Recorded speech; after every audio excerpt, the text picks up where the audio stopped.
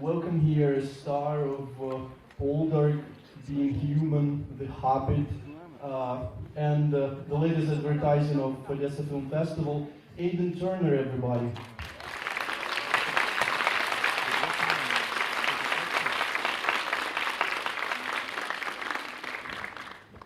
Hi, how are you?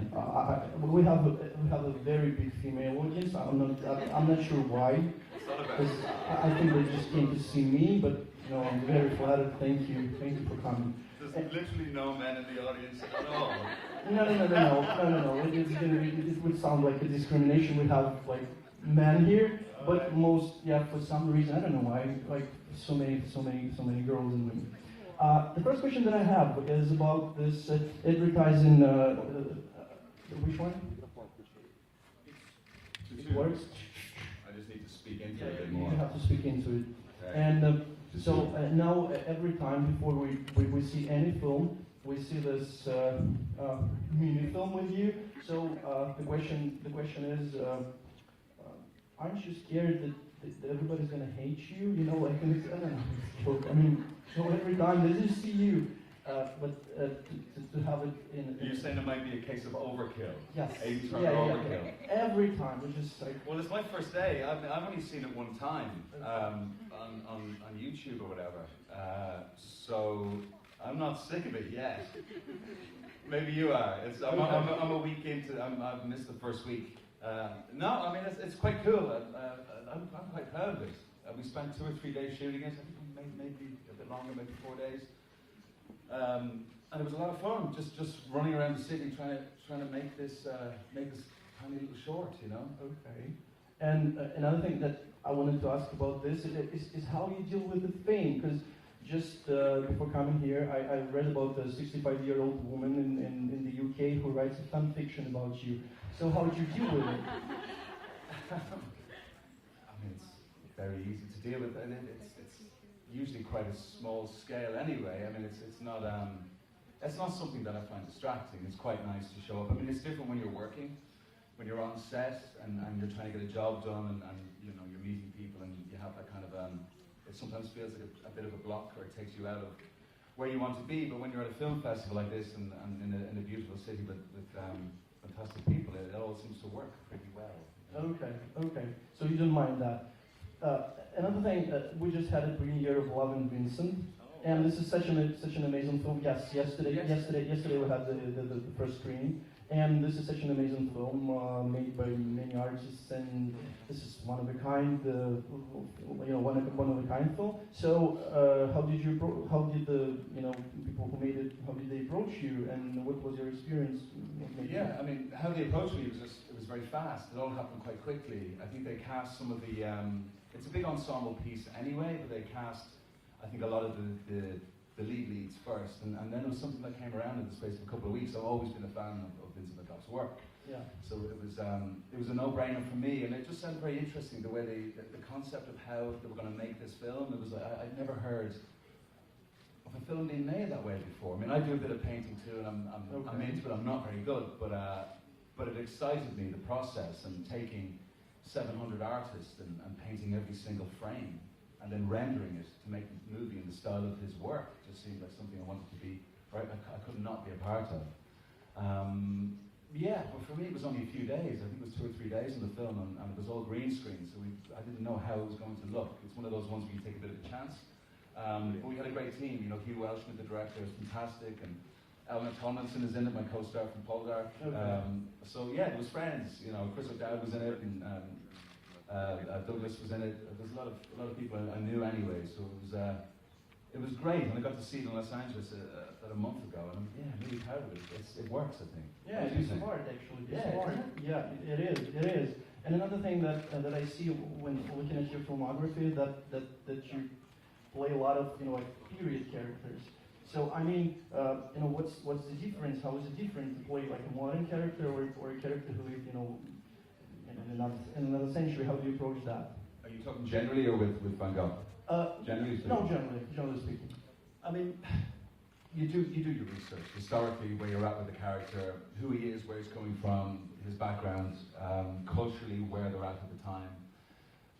But people are always people, and people have been people, and it's not, once you make that connection with the character and you feel something, yeah, it should sort of work itself out a lot of the time. You don't think, this is 1780 every day. You get to see it around you. And in Poland, for instance, it's 18th century, but you're reminded of it all the time.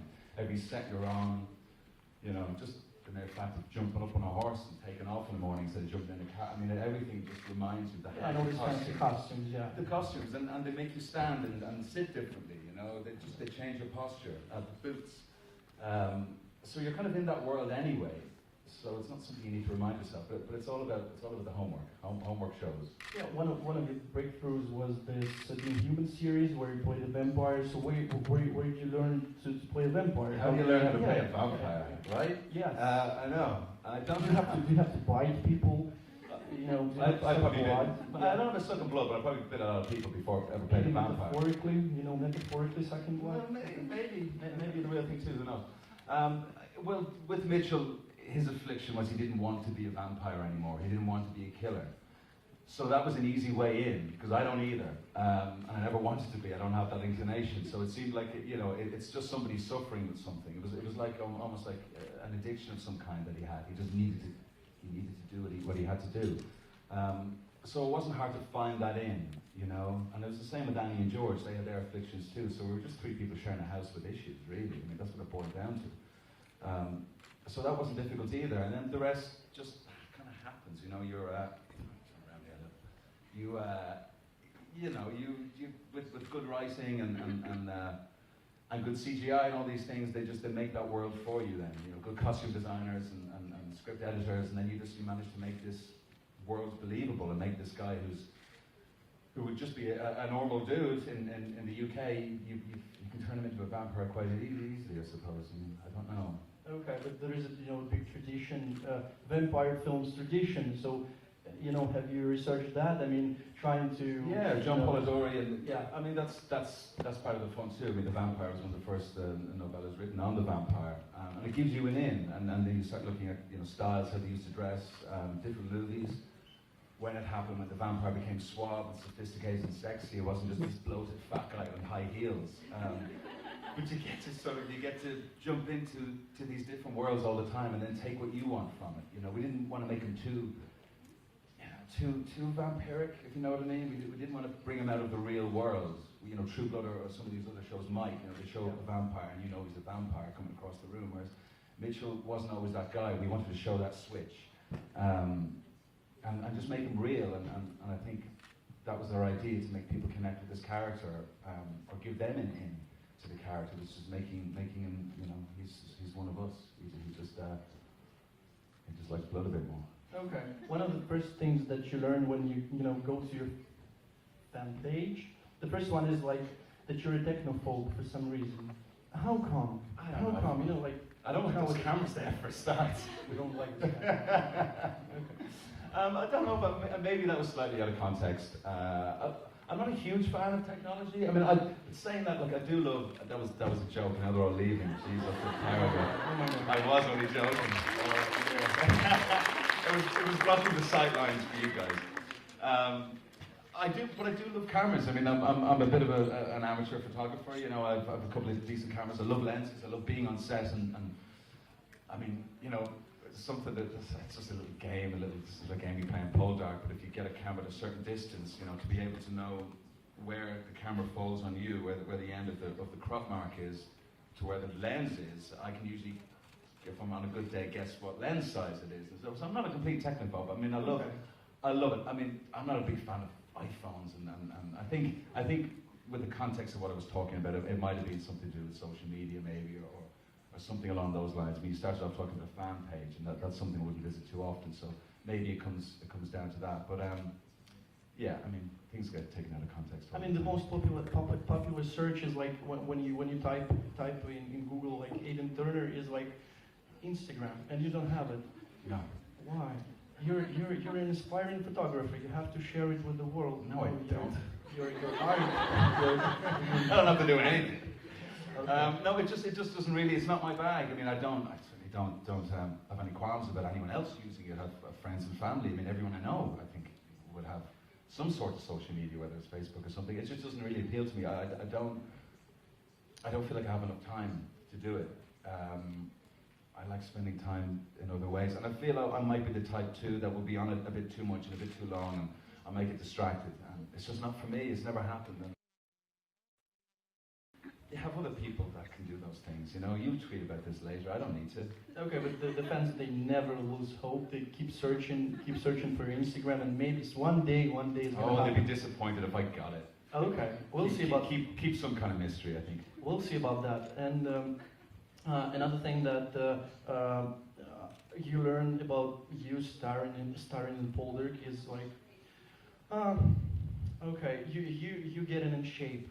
I'm sorry about that. Yeah, this is like the first thing that you know, UK tabloids write about is you getting in shape, and all the audience getting crazy about that. So how do you feel? We talk a lot about, you know, objectifying women, but what do you feel about objectifying men? You know, like where they hold he's a heartthrob, or he's like something like that.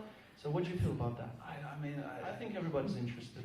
Sure, you're right. I mean, well, I never felt objectified. Objectification is one thing, but I guess it's all subjective. Also, I mean, if you don't feel it, it always felt right